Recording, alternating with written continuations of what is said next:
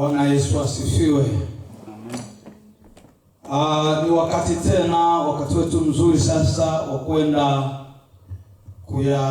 kuyala maneno ya Mungu baada ya kuwa tumeshaimba, tumeshasifu na tumeshasikia nyimbo za waimbaji na kufanya kama ilivyo utaratibu wetu wa ibada.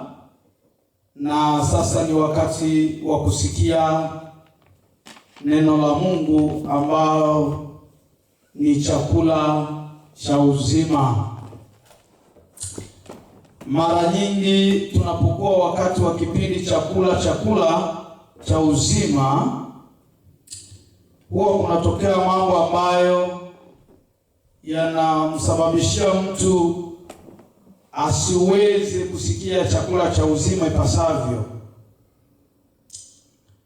Kitu ambacho kinasumbua na kinawafanya watu wengi wasiweze kutulia katika uwepo wa Bwana. Jambo hilo limemaliza waumini wengi.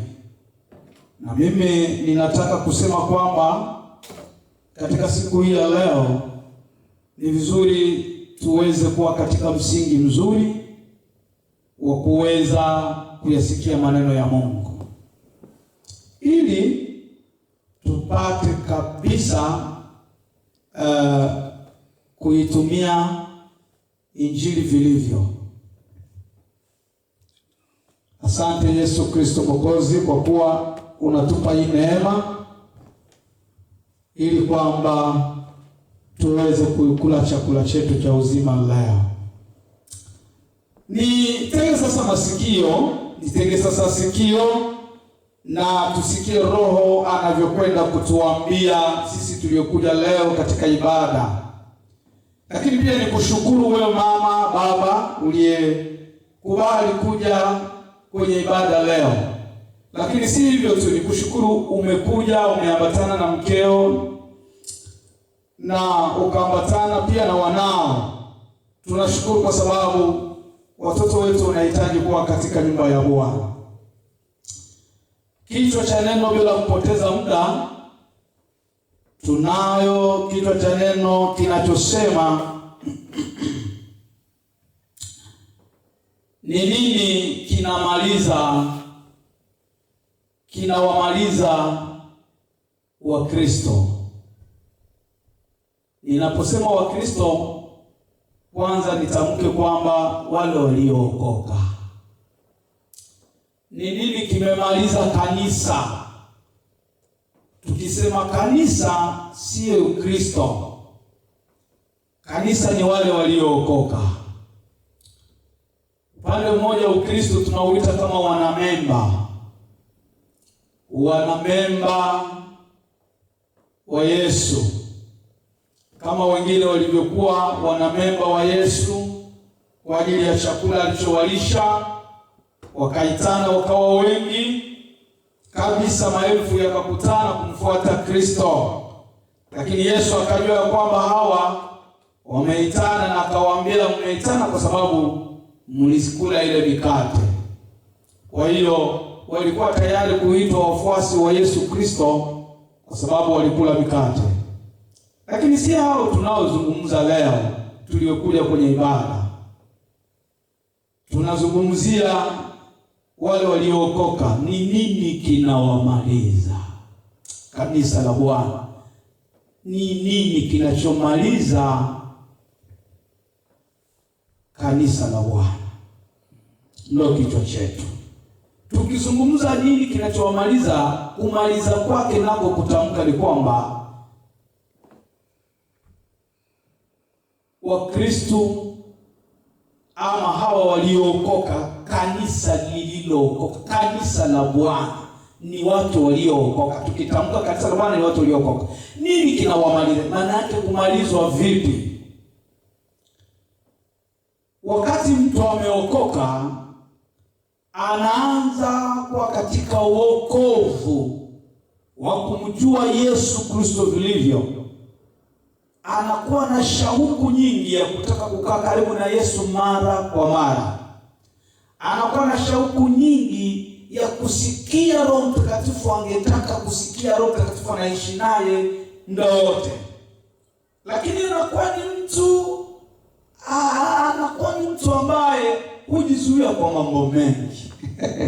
Kanisa la Bwana, tunapokuja kukusanyika siku zote, kila Sunday tunafika, niombe mnitege sikio vilivyo.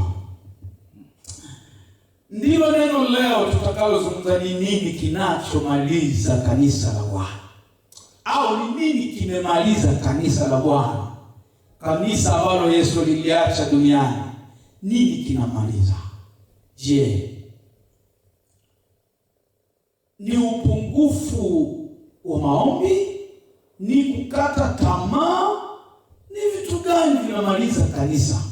Hata ukafika sehemu ya kanisa, ukiingia kanisani, sasa unaliona kanisa Yesu aliloliacha sio ambalo kabisa liko kwenye kusanyiko.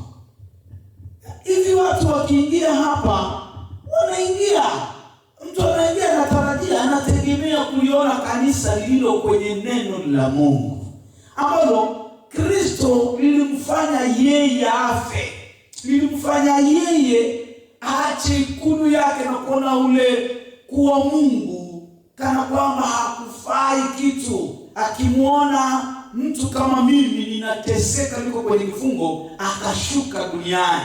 Hilo kanisa lililomfanya yeye ashuke huyo mtu. Sasa iwe wapagani, iwe watu ambao hawaingii kanisani au wanaoingia kanisani, wanalijua kanisa la Kristo aliloliacha ni kanisa lipi. Je, nini kimelimaliza kanisa hilo? Sasa watu wakiingia mahali hapo wanataraji kuona hili ni kanisa. Ndio, kibaya zaidi tunaliita kanisa kwamba ni hili jengo letu hili nzuri, liko safi kabisa. Lakini wapendwa, kanisa Kristo aliloliacha hakuliacha ndani ya jengo lolote. Kanisa la Kristo ni nani alilimaliza? Ni kitu gani kinalimaliza? Mpaka tuwe tunaonekana kwenye ibada za mikusanyiko watu wengi mno, lakini kanisa la Kristo lililotarajiwa kuwa kwenye ibada hiyo ya mikusanyiko lifanane, lionekane la namna Yesu aliacha. Sasa inakuwa viwango vyake vimekuwa vimeporomoshwa sana. Ni nini?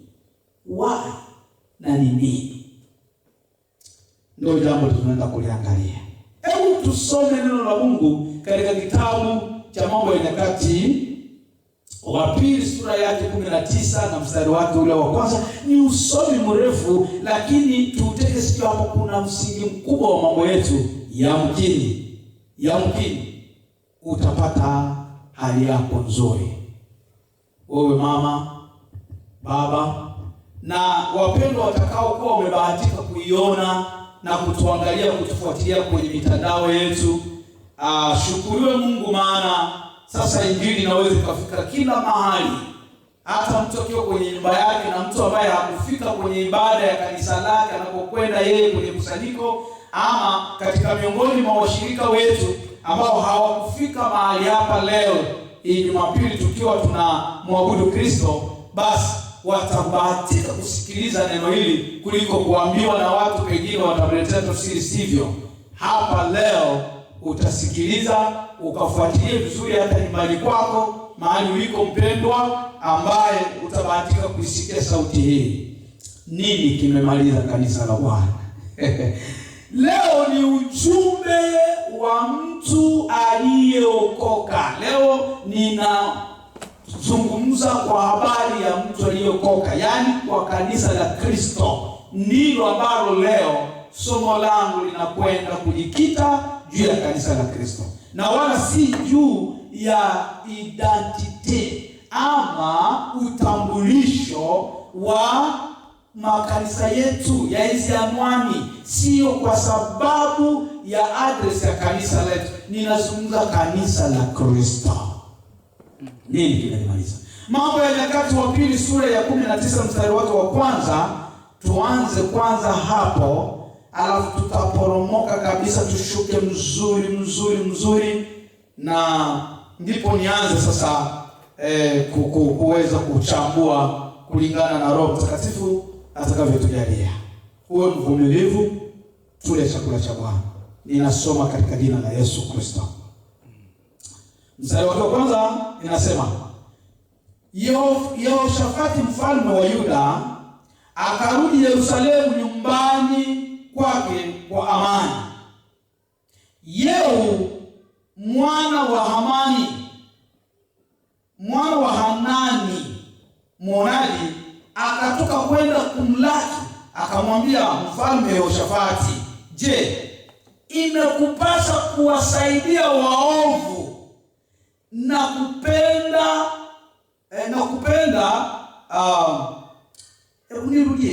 je, imekupasa kuwasaidia waovu na kuwapenda wamchukiao Bwana? Kwa ajili ya hayo ghadhabu juu yako itokayo kwa Bwana. Amen. Amen. Hiyo ni mstari wake wa kwanza hadi wa pili. Mstari wa tatu unasema, walakini ya tatu hiyo, lakini yameonekana mema ndani yako, kwa kuwa umeyaondoa mashera katika nchi, na moyo wako umekaza kumtafuta Mungu. Amen. Amen. Ninarudi sasa katika mambo yenyewe, usomi mwenyewe sasa. Mstari sura ya 18 sasa ndio kwenye tuingie usomi, lakini msingi wetu tunakwenda ni nini kinamaliza kanisa. Sura ya 18 mstari wake wa 28 inasema, basi 28, basi mfalme wa Israeli na Yehoshafati mfalme wa Yuda wakakwea mpaka Ramoth-Gileadi, kwamba kwanza kabisa, ili nisikunyime uhondo wa jambo hili, nirudie kwa mstari wake 15 ili tuone raha.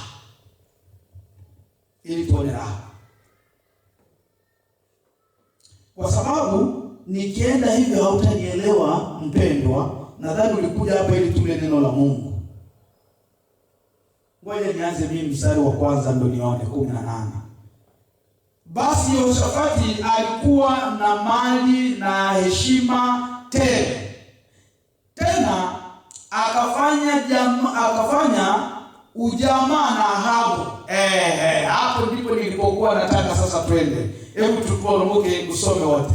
Basi Yehoshafati alikuwa na mali na heshima tele. Unasikia? Tena akafanya ujamaa na Ahabu. Hata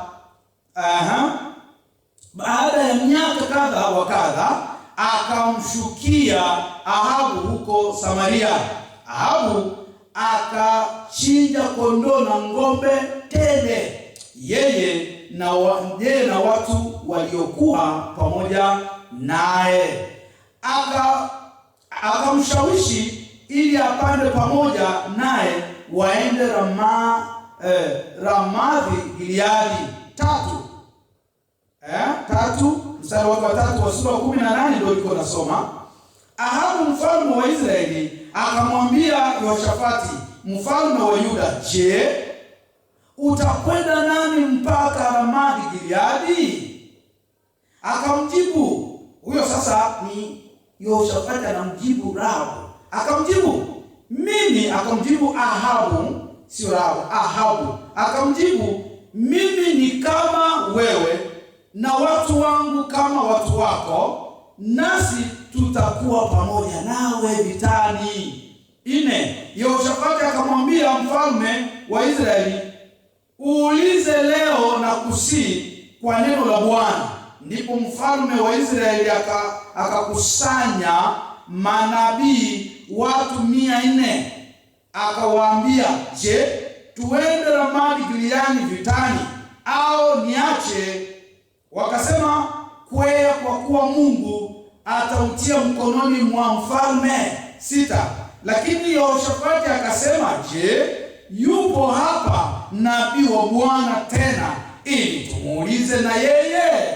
Mfalme wa Israeli akamwambia Yehoshafati, yupo mtu mmoja ambaye tungeweza kumuuliza Bwana kwa yeye. Sikiliza, yupo mtu mmoja tungeweza kumuuliza Bwana kwa yeye, lakini namchukia kwa sababu hanibashiri mema kama, ila siku zote mabaya. Naye ndiye Mikaya mwana wa Imla. Yehoshafati akasema, la, mfalme asiseme hivi. Ndipo mfalme wa Israeli akamuita akida mmoja akasema, mlete hima Mikaya mwana wa Imla. Basi mfalme wa Israeli na Yehoshafati mfalme wa Yuda walikuwa wamekaa kila mtu katika kiti chake cha enzi, wamevaa mavazi yao, wakikaa penye sakafu pa kuingilia lango la Samaria. Nao manabii wote wakafanya unabii mbele yao, na Sedekia mwana wa Kenana akajifanyia pembe za chuma, akasema, Bwana asema hivi, kwa hizi utawasukuma Washami hata watakapoangamia. 11. Na manabii wote wakatoa unabii huo wakisema, kwea Ramadi Gileadi ukafanikiwe, kwa kuwa Bwana atautia mkononi mwa mfalme. Na yule mjumbe aliyekwenda kumuita Mikaya akamwambia akasema, angalia, maneno ya manabii kwa kinywa kimoja yasema mema kwa mfalme. Neno lako basi na liwe kama mojawapo lao, maana na mtaarifu mojawapo lao, ukaseme mema. Mikaya akasema, kama aishivyo Bwana, neno lile atakalolinena Mungu wangu ndilo nitakalolinena. 14. Na alipokuja kwa mfalme akamwambia, je, Mikaya, twende Ramadi Gileadi vitani au niache? Akasema, kweeni mkafanikiwe, nao watatiwa mikononi mwenu. 15 anasema, mfalme akamwambia, mara ngapi nikuapishe usiniambie neno ila yaliyo kweli kwa jina la Bwana?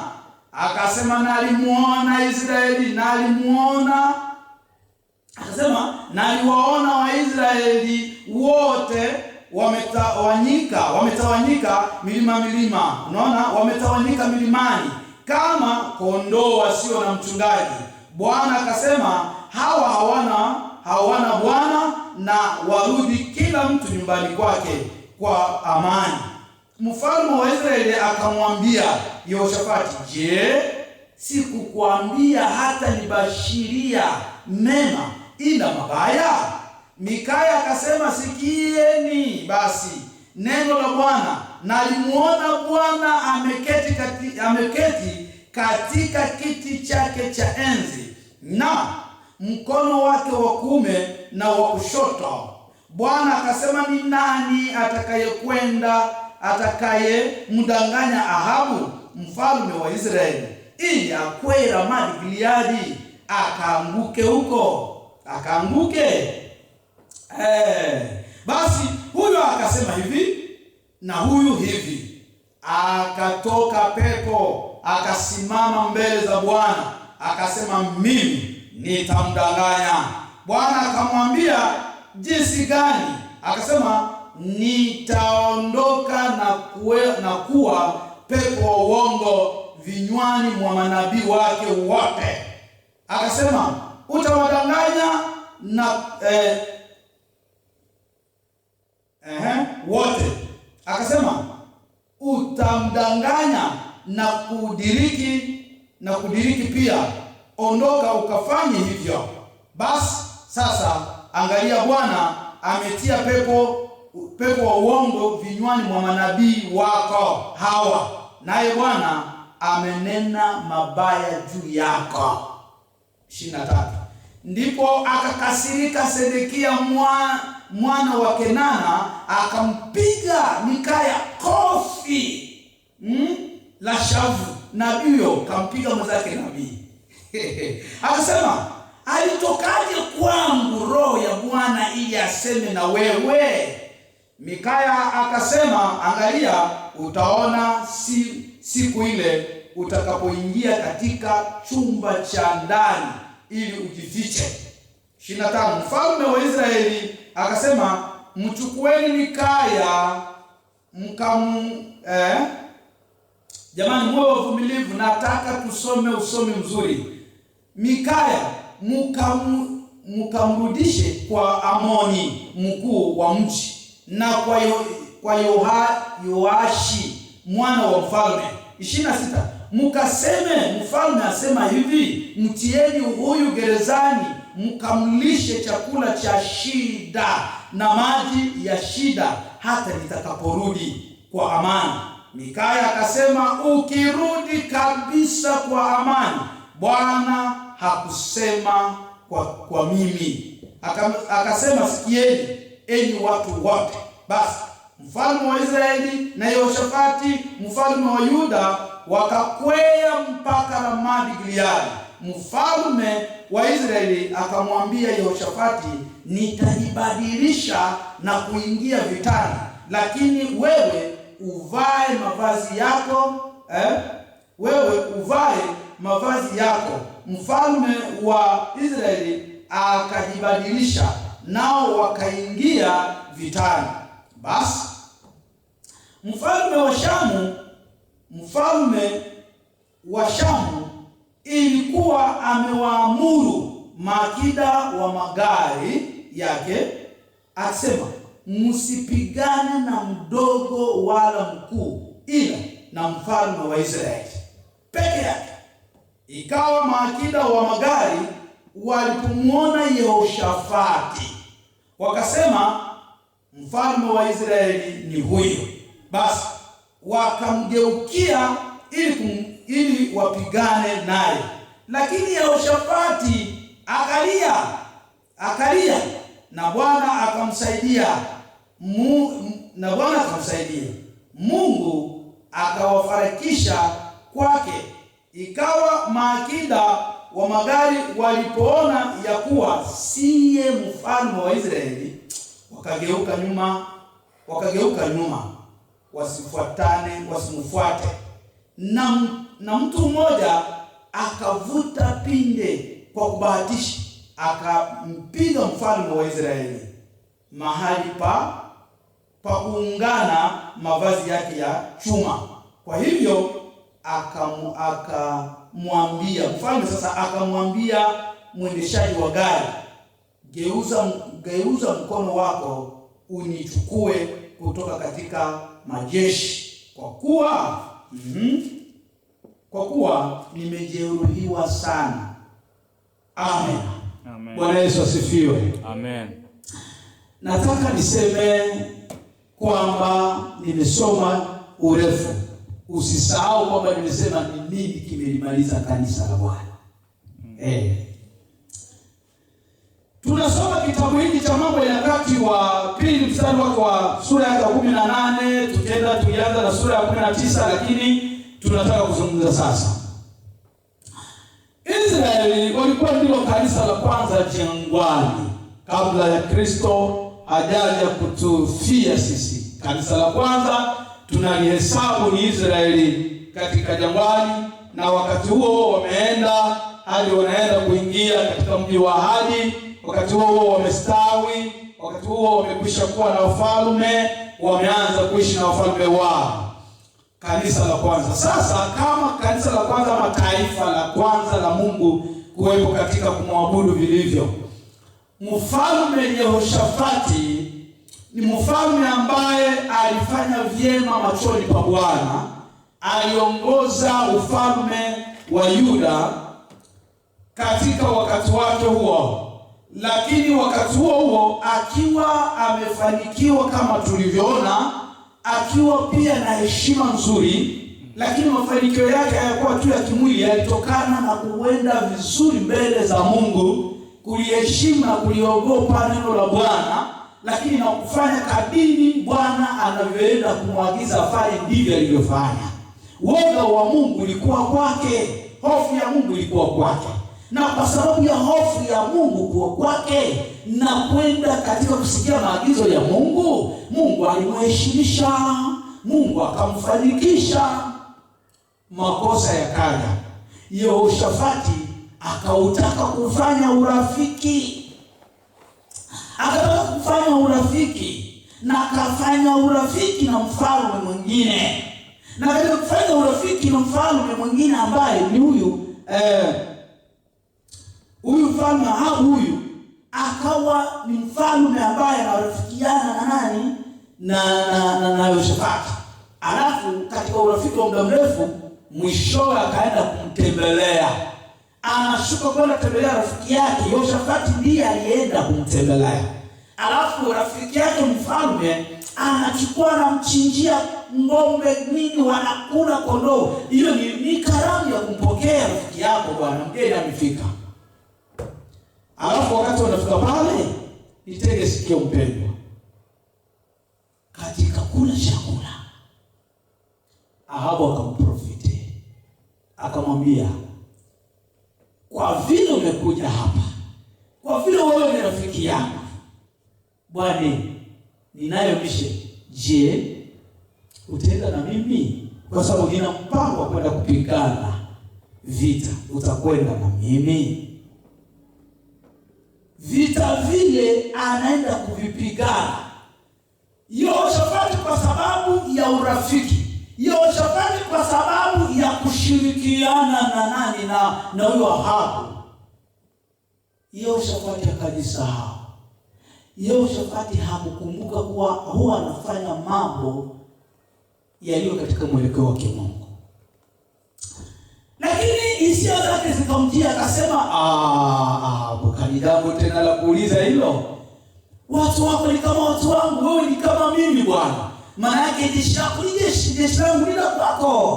Kwa hiyo ukitaka kwenda mahali tunakwenda tu. Lakini katika kwenda tumuulize Mungu. Unaona, yeye alikuwa na woga wa Mungu. Alikuwa na kitu anachokihisi kwamba Mungu ndiye kwanza. Niliko kwenye ufalme ni Mungu. Tumuulize, ndiyo kweli tutakwenda kupigana, lakini hapa kwako wewe una watu wanaoenda mbele za Bwana kumheshimu Mungu, ili tumuulize kwanza Mungu kabla ya kwenda kupigana, tuone hivi vita ni Yesu ameturuhusu ama hapana. Ni Mungu. Ahabu akasema, ni kweli, hata niwaite manabii. Sasa Ahabu alikuwa na manabii wake. Wao hakuna siku walimwambia kuwa uko wrong. Hakuna siku walimwambia wewe una ubaya fulani. Wao ni kumpatia ni kulingana na moyo wake ulivyotaka. Wao manabii wanamwambia kulingana na jinsi hata za moyo siko ndani yake. Na wale manabii wanamtabiria, akawafurahia. Tena wengi, manabii 400. Haiko mchezo. Ni ushahidi mkubwa. Utakataje kama sio Mungu alisema? Wewe utakataje? Utakataje kwamba Mungu sio alisema? Hapo ulipo wewe. Hapo ulipo wewe. Unakataa wahubiri wanaokupatia neno la Mungu. Unawahesabu manabii wanaofanya miujiza, manabii ambao wanawabariki watu, wanafanya mambo ya ajabu. Unahesabu fulani, sana fulani anakuwa hivi, na Mungu anamtumiaga. Sasa wewe unataka moyoni mwako. Leo nataka nikwambie kanisa la Kristo aliloliacha nini kinamaliza? Hebu sikiliza. Kama ulifuata usomi vizuri, Yehoshafati aliposikia manabii wote wakatabiri, wakasema mfalme mwende, mtawina, mtashinda, vitu vyote viko mikononi mwako. Lakini Yehoshafati akasema mfalme ni 400 ndio walizungumza. Unajua Yehoshafati alikuwa na mambo ya kimungu ndani, lakini alikuwa ameshajichanganya hapo sasa. Ndio yuko kwenye mahali alishajichanganya, lakini anataka na Mungu tena afanye kazi katika mchanganyiko yake. This is a big problem, my friend. Hii ndio tatizo lililomaliza kanisa, linalokumaliza wewe mama yangu, linakumaliza wewe baba. Hii ndio tatizo. Mtu kajichanganya, kashajichanganya, lakini anataka na Mungu afanye kazi katika mchanganyiko ya kwake. Yes, ni vizuri. Lakini akaona watu 400 wamesema manabii. Roho yake ikasema, ina maana 400 wote wanaongea, hakuna hata anayekosoa. Hakuna hata ambaye anaweza kupinga. Hakuna. Hii ya Mungu kweli. Kama kwa nini leo kanisa la Bwana halichunguzi? Hebu tujifunze kidogo hata elimu kwa Yehoshafati. Tujifunze kanisa kidogo hata kwa Yehoshafati. Kwa nini vitu vyote vinaweza kuwa tu mtiririko, mtu akunenee tu mema, mtu tu umebarikiwa, unabarikiwa na wewe malaya? Yaani unakuja, Bwana amenionyesha ulipoingia kwenye mlango hivi, tazama watoto wako watafika university. Haleluya, wewe Mungu mkubwa. Wewe haujichunguzi kwa tu mchungaji ananipambia na nini, niko uchi naked. Unakavaka mboka mtoto. Makalio hivi, mama mzima wa ndoa, vitoto vyako ni vikubwa, vijana wako unavaa kinini, mapaja nje, uogo huko, afu unasikia amwe na baba mchungaji sana. Kwetu kanisa letu ni nzuri. Upako wa Bwana unashuka na mkono unashuka. Mpendwa, tujifunze kwa Yehoshafati. Akaona watu 400 manabii. Wewe mbona unashawishika tu na mtu mmoja, mchungaji, mzee wa kanisa, sijui ndugu yako katika kanisa, anakudanganyaje mpaka kusikia uko vya uchunguzi? Hiki ndicho kimekumaliza wewe uliyekuwa kanisa la Bwana. Lakini jifunze elimu hapa. Yehoshafati anasema hivi, hakuna mwingine nabii kweli tunaweza kumuuliza kwa Bwana. Ahabu anasema hivi, ndio yuko nabii mwingine, yuko kabisa, huyu tunaweza kumuuliza kwa Bwana. Kumbe Ahabu anajua asiyeweza kuongea uongo, asiyeweza kwenda kinyume, anayekuwa na Mungu ni Mikaya. Huyu hasemaji za haja ya moyo wangu, ananiambiaga kile ambacho Mungu anataka niishi nacho. Haleluya. Sikia raha ya neno la Bwana. Huyu Ahabu anajua moyo wake kwamba huyu haniendeaji na haja zangu. Lakini huyu jawabu tukimuuliza, yeye hanaga kulia wala kushoto, ni panga. Bwana alisema na anasema. Lakini hawa 400 feki, anawajua naye moyoni mwake kuwa feki nabii. Lakini anawatumia kwa sababu wanasema haja ya moyo wake. Wewe unaingiaga kanisa lako, umelipenda hilo kusanyiko nalo ingiako kwa sababu wanakuachia freedom. Kwa sababu mchungaji hakukemei. Hakuna naye kukemea katika wazee wa kanisa, hakuna naye kukemea kwa sababu hata mchungaji mwenyewe ndivyo alivyo. Washirika hakuna naye kukosoa. Wanakupambia. Alafu unajua kabisa hawa wote hao ni fake. Kanisa fake. Kristo hakuliacha hilo. Amen. Aseme, lakini kuna mmoja ni Mikaya. Huyu anakimbia. Lakini Yehoshafati, nikwambie, unamtaka tumlete huyo? Ngoja nikwambie rafiki yangu, huyu atatukatisha tamaa. Namchukia. Mama, wewe unatuchukia tunaokuambia acha ugomvi kwenye ndoa. Mume wako umeshafanya kama kitumbua. Hivi toka lini ndoa ya Kikristo inaiga? Mtu amefungia ndoa Kongo, amefungia ndoa Afrika, nchi yoyote, unakuja Marekani unabadilika kwamba ile vilikuwa vya nyumbani vya kutesana. Mjinga mkubwa, umemalizwa. Mtu ulikuwa unaomba, mtu ulikuwa unatabiri, mtu ambaye lakini ulikuwa unatoa sadaka, mwingine na vimajina vya Kipentekoste. Acha leo hivi kanisa na kupa ujumbe, umemalizwa. Umemalizwa wewe baba, umemalizwa. Hapo lipo. Kanisa lako umelipenda sana kwa sababu hawakufurushi. Hawakuambii kweli kile ambacho Yesu anataka uishi.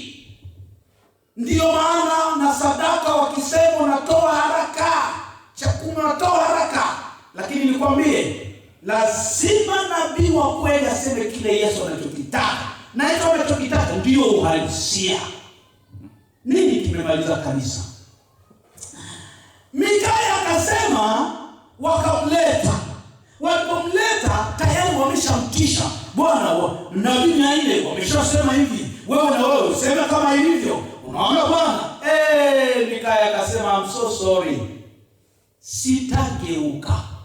Nitasema kile ambacho Bwana anasema kwa kinywa chako. Amen. Hallelujah.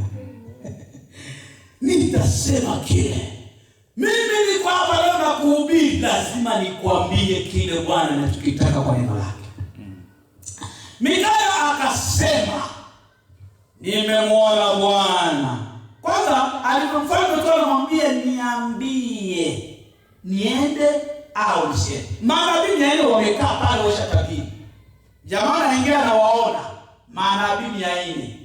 Tena wametabiri kwa roho yao. Alafu anasema aseme akampa kwanza kale kakihonjo kinatakaga moyoni mwake.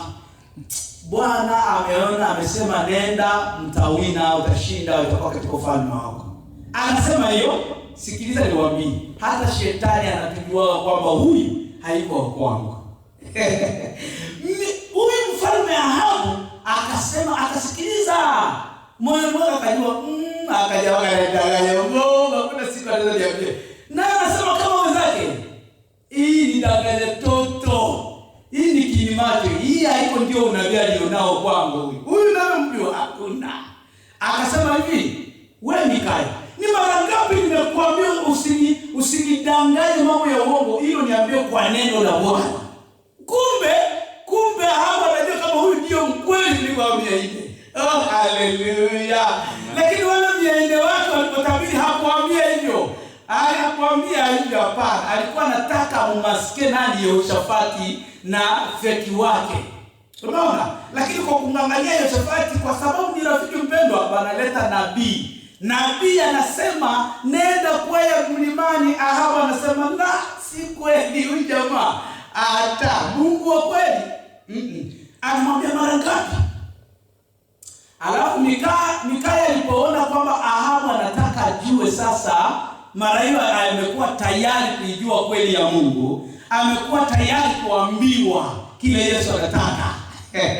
Akamwambia sasa, nimeona kondoo wa Israeli wametawanyika kwenye mlima, ni kama kondoo sio kwa na bwana, sio kwa na mchungaji. Unasikia hilo jambo? Zisikuwa na mchungaji, zimetawanyika. Nao Bwana akasema hawa hawana mchungaji, hawana bwana. Kwa nini? Hawana. Nikaona shetani Bwana amekaa. Akasema nani adanganya Ahabu ili aende akakwea anguke. Aseme shetani akasimama, pepo likasimama. Mungu usihangaike. Si unajua mimi kazi yangu ndio kuwatesa hao watu. Mimi kazi yangu ndio kuwamaliza. Usihangaike, niko hapa. Pepo akasema unakuja, utafanya nini? Mungu anamuuliza, akasema nitaenda nishukuru na wale manabii wake feki wale. Nitaingia kwao. Alafu watatabiri kwa nguvu za kwangu, wamdanganya aende akaanguke. Mungu akasema you are the best. Nenda kaingie kwake. Lakini pepo hakutaja ataingia kwa Mikaya. Kwa sababu Mikaya haendani na moyo wa Ahabu. Haendi kutabiri anachokilishwa anacholishwa na Ahabu. Wachungaji feki, wazee feki, yaani mpaka kushindwa kukemea mtu yuko uchi madhabahuni juu ya sadaka. Bwana tuhurumie. Kanisa linamalizwa na nini? Nini kinakumaliza mchungaji? Nini kinamaliza kwa mapambo mengi na lugha? Alafu bila aibu tunasema na lugha kanisani kwamba ni lugha za mbinguni. Randa sharabobo neta serenene ngona araji. Sijui kama ni nini, kama ndio lugha gani. Hebu tutoke kwenye ujinga, tunamalizwa.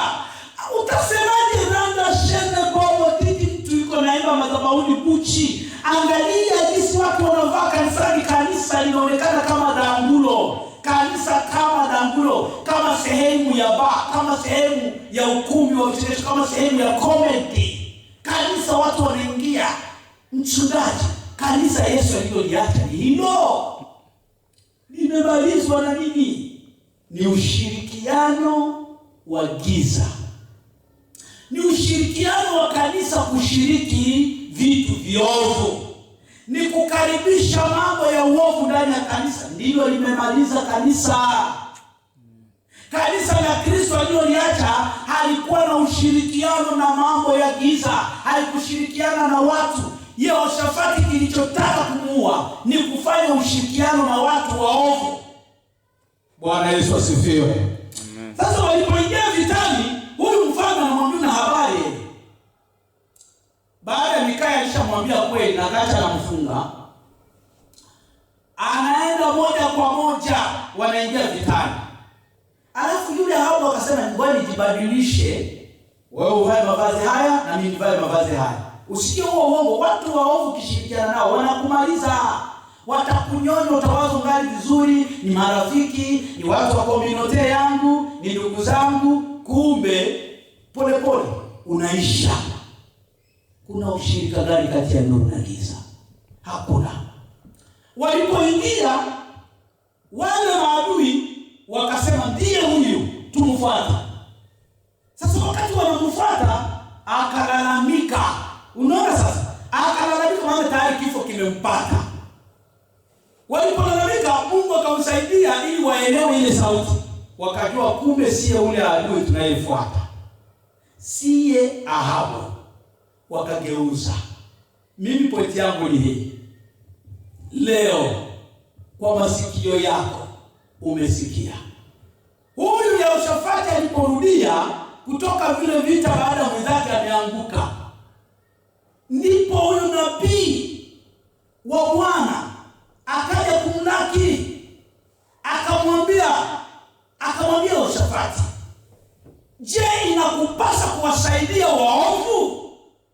Je, inakupasa kuwapenda watu ambao kushirikiana na watu ambao wanamchukia Bwana? Tazama hukumu ya kuingia. Sasa swali liko hivyo. Kanisa inatupasa tuingize kwenye kanisa? Je, inatupasa tuvae viguo vya uchi kanisani? Je, inatupasa turogane kanisani bila cheo? Je, inatupasa tukae kwenye ndoa zetu na upagani? Kanisa lililookolewa na Kristo inatupasa kushirikiana na vitu vya dunia. Kwa nini mikutano ya dunia inafanyika kanisani? Kwa nini vitendo vya dunia ndivyo vinakaa madhabahuni? Je, mchungaji, ni nani alikwambia kanisa hilo unaliongoza? Je, inakupasa ushirikishe kanisa la Kristo na mambo ya ulimwengu? Watu ambao hawajamkubali Kristo, watu ambao hawajabadilika, watu ambao hawajambatana na Yesu kuanzia mili yao, mavazi yao, kusema kwao, maisha yao na mali yao. Inakupasa? Mnabii anauliza Yehoshafati. Leo sio Yehoshafati. Leo ni mimi na wewe. Wewe ulioko katika kundi lako la kikanisa. Alafu unasema Roho wa Bwana atashuka. Hapana. Ngoja nisome andiko la mwisho nikuache nisikuchoshe. Ukikubali Bwana amekuokoa. Nitakisoma Methali, tusome kitabu cha Methali sura 1 ile mstari wa 10 hadi 15. Nitaishia hapa. Ningelisoma zaidi lakini hapana. Nikuache nisikuchoshe ili neno hili ukalisome na wewe. Wewe utakayekuja kulisikia, nikuombe usiwashwe, usije ukasikia linaanza kukuchoma uache. Sikiliza mpaka mwisho upate uhondo wa uzima wa milele. Domo lako liokoke, macho yaokoke, viuno viokoke, mawazo yaokoke. Wewe umemalizwa, rudia kwenye msingi, usimalizwe. Kumbuko ulikoanzia, kumbuko ulivyomfuata Kristo, kanisa la kweli. Acha kucreate roho zenye haziko. Acha kutabiri, kusema malugha zenye haziko. Hapana, hata Kishinwa ukiongea Kichina nayo ni lugha, wala haisaidii lolote. Tunasoma katika jina la Yesu Kristo kitabu cha Methali 1 mstari wake wa 10 hadi 15. Nasoma. Oh, hallelujah. Bwana Yesu ni mwema, aliyetupa neema ya kuja kwenye ibada leo, kwenye huduma hii. Wewe utakayetufuata, tuko hapa nchini Marekani kwenye huduma ya kanisa la Mungu Halizi Yakiwe. Ndio utambulisho wa kanisa letu mahali hapa. Ninasoma Methali 1:10 hadi 15. Nasema, mwanangu, wenye dhambi wakikushawishi wewe usikubali. Wakisema haya, njoo pamoja nasi na tuvizie ili kumwaga damu, tumwotee asiye na hatia bila sababu, tuwameze hai kama kuzimu, na wazima kama wao washukao shimoni. 13. Tutapata mali yote ya thamani, tutazijaza nyumba zetu mateka. Wewe utashirikiana nasi, tutakuwa na vitu vyote ushirika. 15. Mwanangu, usiende njiani pamoja nao, uzuie mguu wako usiende katika mapito yao. Amen. Amen. Hebu sikiliza. Kama kweli umeokoka, ni kanisa la Kristo, huwezi kukubaliana kushirikiana hata kama hilo kundi lingekuwa kubwa, lakini ndani yao mkiwa waovu hautakiwi. Kwa nini unakaa? Ni kwa sababu hali ya moyo wako inataka kuambiwa hayo. Umeshamalizwa huko, nataka wewe ni kanisa. Hakuna kanisa la namna hiyo. Siku ya leo ninakwambia, acha kushirikiana na waovu. Ushirikiano wa waovu ni kwamba katika mambo yao yote wanayofanya na wao ndani. Sikiliza, Yehoshafati walienda kupigana, lakini alikuwa wa kwanza kutaka kuuawa. Kwa nini? Walimuona na yeye ni kama adui. Sasa katikati ya kanisa lilo nalo, katikati ya mikusanyiko unayoshiriki, katikati ya hao rafiki au ndugu yako au kaka yako mwovu unayeshiriki juu ni damu yako, sikiliza nikwambie, unamalizwa. Shetani akikuona na kuona uko sawa na yeye.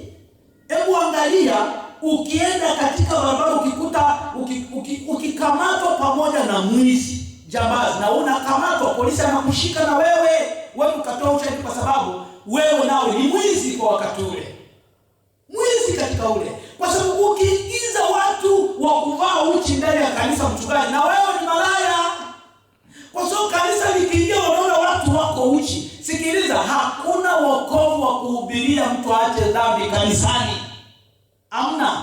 Kanisani ni mahali ya watu wanakuja wameshakuwa takatifu.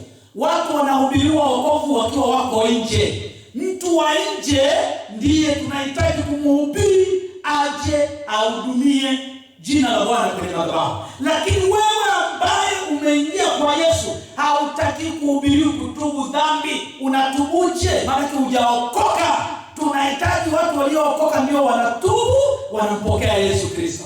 Sasa mtu hajatubu unamleta madhabahuni.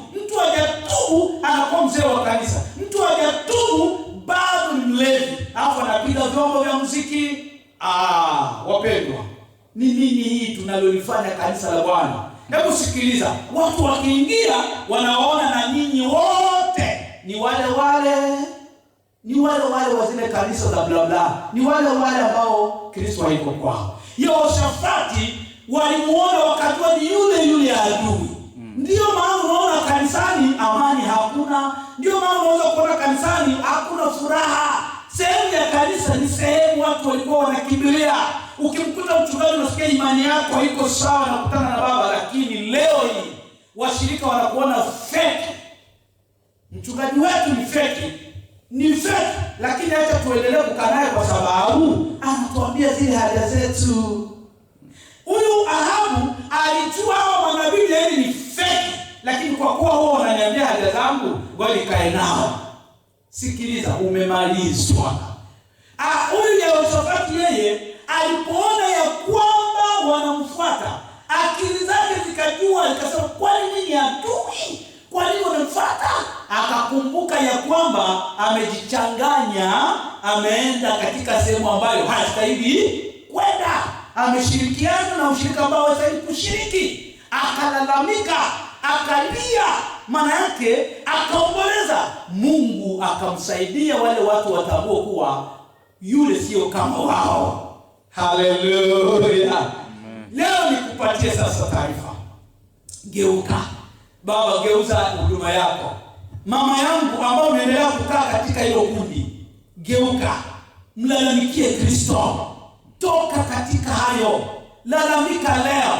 Maana kulalamika kwa Yehoshafati ni kumwambia Mungu, nisaidie nimeanguka. Nisaidie nimepotoka. Nisaidie nimekufa. Amen. Nimeshajichanganya. Na wewe leo ni siku yako ya kutokuendelea kushirikiana na waovu, kuendelea kushirikiana na huyu mchungaji wa kukwambia mabaya. Hapana. Sikiliza. Lalamika leo mchungaji, kuendelea unakaa na habari ya mtindo hiyo. Lalamikia Kristo akusaidie. Lalamika Yesu Kristo akusikie. Mwambie Baba, nimejichanganya.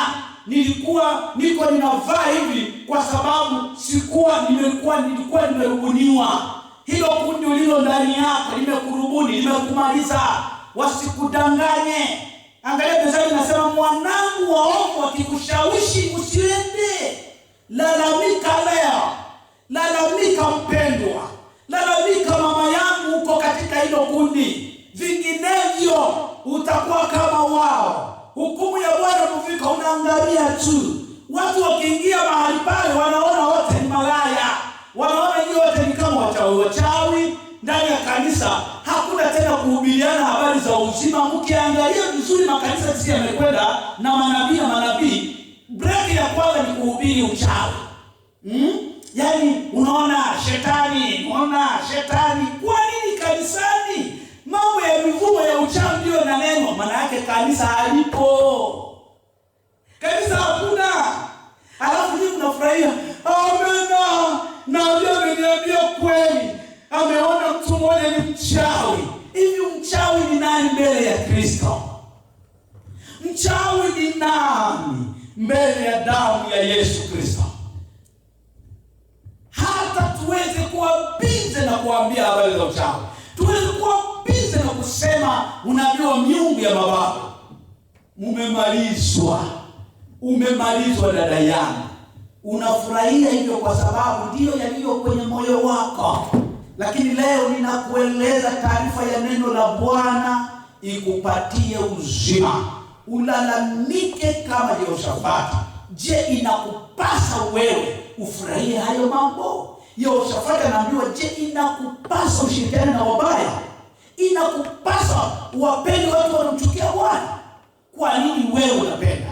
Kwa nini wewe umeshiriki hiyo kundi? Kwa nini wewe na huku mwili wako haukosolewi? Kwa maisha yako hayakosolewi? Wewe uliyetubu, wewe uliyemkubali Kristo, wewe uliyempenda toka awali na ukaonekana mtumishi mzuri mpaka na vipaji ukapewa. Mama yangu, dada, binti uliyekulia kuingia katika imani ya Kristo. Umeharibikaje? Wengine juu ya kuharibika kanisani, mwanamke mwimbaji, muombaji, baba yuko na rasta zile zimejaa sijui wapi, alafu mnalinganisha. Tunaona ule savara rasta, angalia nabii, angalia siko na poja, angalia siko nafanya hivi. Umekufa, umemalizwa. Umemalizwa. Yesu Kristo ni wa mtu mwenyewe moyoni, haiko kulinganishwa na mtu yoyote. Alafu nasema angalia, iko nazungumza haya kwa sababu angalia sana weka, sio yule anaweka wigi ya rangi moja nyekundu, nyingine ya blue, mwingine kijano, mwingine sio aliweka nini, sio yule. Angalia kisiko na sifu, angalia kisa na adore, angalia kisi roho anashuka kwake, mshezi mkubwa. Roho wa wapi? Kwani roho hakuingia manabii 400? Huyo roho aliyetabiria Ahabu mpaka ukamwambia ende manabii 400, si ni roho iliyotoka roho? Lakini roho hiyo ni roho gani? Ya uongo. Kwani hiyo roho inayoingia huyu mama si ni sawa? Lakini roho gani hiyo? Roho ya uongo. Alafu nasifu haleluya amena, na marangi yako kichwani, mengine huku, mengine. Sasa malaya naye anavaa nini? Malaya utafuatilia wapi? Wa kwenye bao wako tofauti gani? Watu walio na wanakaa wana namna gani? Na wewe baba kama mzee wa kanisa unasema haleluya. Mzee wa kanisa, haleluya gani hapa? Umeingiza giza katika kanisa. Kanisa la Kristo linapaswa kuwa salama. Mmemalizwa na ushirikiano wa giza. Mmeliingiza kanisa kwenye giza. Nyinyi wenyewe mmependa hilo giza, na ndiyo maana mnamalizwa. Shetani akiingia kwenye umati wa watu anaona ni wale watu wake na utaka. Kama Yehoshafati alivyokuwa pale kwenye vita, wakajua ni Ahabu kabisa. Asingelalamika, asingejulikana kuwa ni tofauti na yeye. Na wewe usipolalamika leo usiposikia neno hili ukabadilika, usipobadilisha mfumo wa uongozi wa kanisa la kwako leo, utapigwa mshale. Utapigwa. Adui yuko anatafuta wa kufanana na yeye. Adui anatafuta watu waliokwepa, waliojichanganya, walioshirikiana na waovu. Shetani yuko anatafuta watu wa kufanana na malaya. Akija huku kanisani anakuona na unafanana kama malaya, anakufuata. Yaani hata kama unajifanya mimi najua mimi na tumafungo tu kila siku unakutangazia, akija kwenye mafungo anaona unafanana malaya. Anafanana kwa malaya. Akiingia anaona mzee wa kanisa kama mchawi mmoja hivi, anasema huyu jamaa anaweza kuwa mzuri kwenye uchawi. Unakuwa mchawi kweli. Kwa sababu gani? Umeingiza roho za kichawi ndani ya kanisa.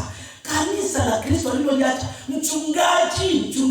Ukikaa na mnaye, shetani akiingia anaona kabisa wewe umefanana kama jambazi moja mwizi hivi. Anasema okay, huyu bwana akitumiwa kwa utapeli, huyu atatuletea matapeli wengi kanisani. Anakuingia na kwa tapeli kwa sababu moyo wako umependa utapeli. Usipolalamika mpendwa, usiposhituka ukasema Yesu haukuniacha kwa namna hii, Yesu akuja kuokoe, au shetani atashtuka anasema kumbe sio nilikuwa nimefanana na jambazi, kumbe nilitumishi la Mungu. Hapo Mungu atakuja atakuokoa, anakuweka sasa, unaanza kujiendesha kanisa vizuri. Umemalizwa.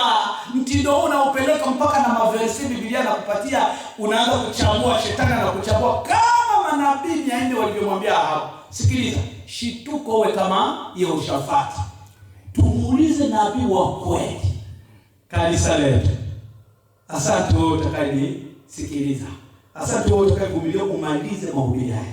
Naitwa kwa mchungaji Julius Lukeyo wa kanisa la Mungu Halizi Yake hapa Marekani. Mungu akubariki. Ukiwa na swali, ukiwa na kitu chochote unataka kuuliza na kuomba, usisite kutufuata katika vipindi vyetu vitakavyokuwa vinaendelea kwenye mtandao. Sikiliza, ukilisearch jina CGM Church utaiona nembo yetu hii hapa. Ukiona CGM ni nyingi, lakini hii nembo ndiyo inatambulisha, ni nembo pekee, hakuna wengine walionayo. Sijawahi ona wengine. Basi utaiona, ndipo utajua ni wanani ndio yako. Kwa kuwa ni jambo la ajabu, kanisani ndiko kushakuwa ngumi, ndio kushakuwa woga, yani kuliko watu wao wanatumaini akifika kanisani anapona. Kanisani ndio kumeshakuwa ubaya. Kwa nini? Kanisa limemalizwa, limeshirikiana na dunia. Kwa kuwa roho za kuua ziko nje, basi kanisa nazo zimependa. Shetani anaona hao ni kama wauaji, anaingiza sasa roho ya kuua. Ndio maana kanisa inakuwa ni woga, kanisa inakuwa ni kuogopa, hakuna trust, hakuna tena uaminifu. Why?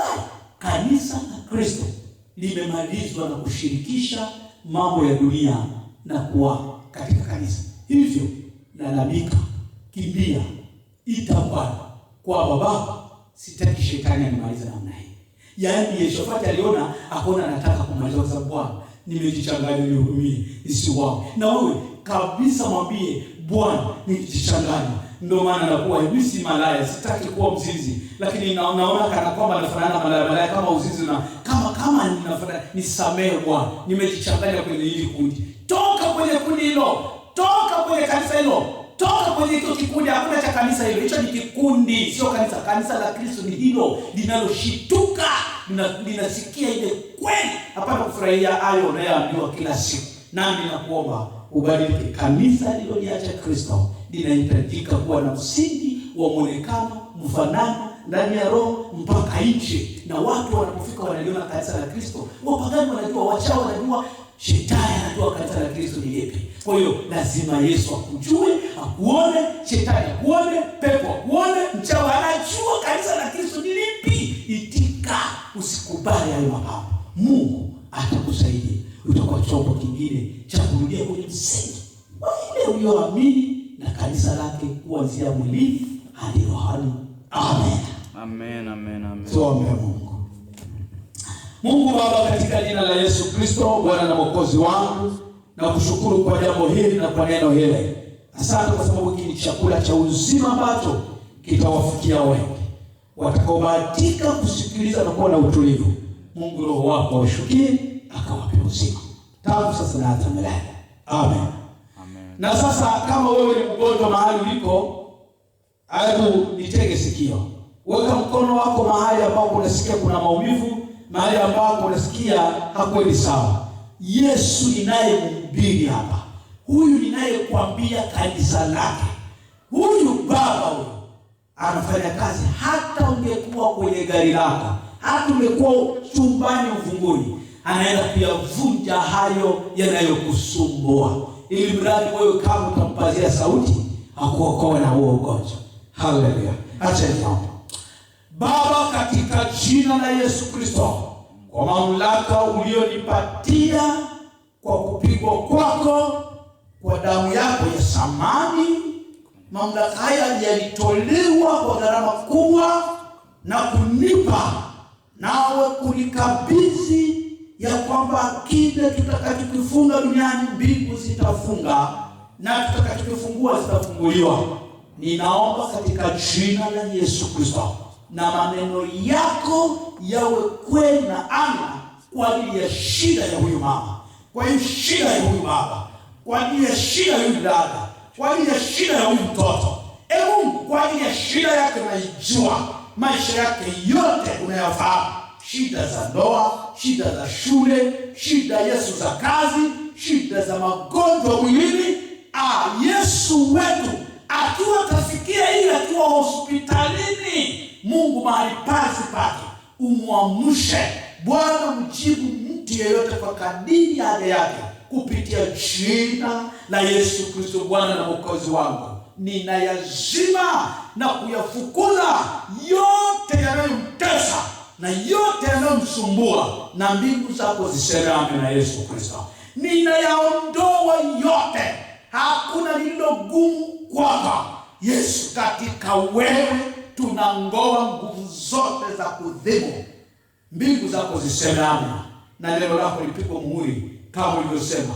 Tutafunga, mbingu zitafunga, tukifungua, mbingu zinafungua. Ninafunga kazi zote za giza zitoke dhidi yake, lakini pia ninafungua sasa, baada ya kufungua, ya kuondoa, ya kufutilia mbali shida yake, ninamuombea ufungulivu, ninamuombea baraka, ninamuombea ushindi, namuombea amani, namuombea wokovu wa kweli ambao ni utajiri kupita utajiri wote. Kuanzia sasa Roho wako mkute mahali aliko. Ni katika jina la Yesu Kristo Bwana Mwokozi wetu. Mbingu zako Bwana na ziseme amina katika maombi haya, kama yalivyo maneno yako Kristo Mwokozi wetu.